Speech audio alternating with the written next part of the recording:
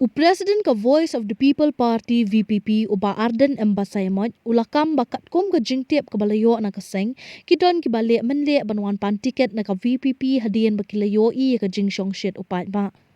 Habakuran na gajing yalang pan itu pat ba iki kertong mentakas ngi hasmet uba Arden ulaong bahadian bakim skong tikna banyo ya ka tiket kini ki beriau kila persyang banyakun kertong shimet no khnang bakin penbiet yu upat ba. Ulaong bakabot ke jongki kalong ban petno na ka party tang job election Henry ka party kala husiar bat kala bishar bhaya kani hashwa ban ai tiket khnam bakanom jia kumta. Aw kadon kajing persyang ngitip ha lingba ke intelligence kajingi badon kajing persyang nagi wei kiseng san perthai ban pan tiket naga Voice of the People Party kata kadi kajing persyang kabang ngitip tikena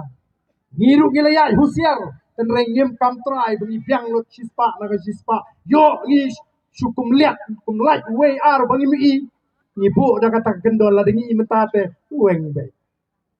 denem dene Namar kata daw, ni hapan penap begini pengilai asgo yang kata kajing persang. Anda gisgo tu bau tu bagi pak, bagi kamsenya. Umyo mereka ya tip mau di berisungi, kayak start kan ke PPP. Kini aku no, ton naile nagaseng yele independen no.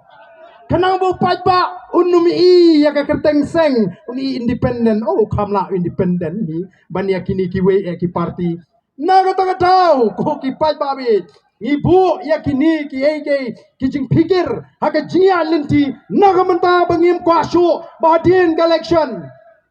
andra job wah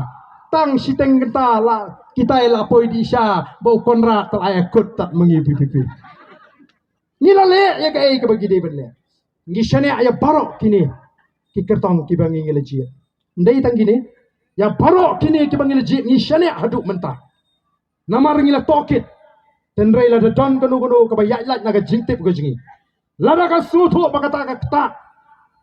ya ka party ngemban si ngi haban shimi ka tagarai ka bangila tengkai ko ka party hakini ki por ki banai ki banwan tinamar kata ko ki pajba ngasukwa barang bi jagat bajalong kat balong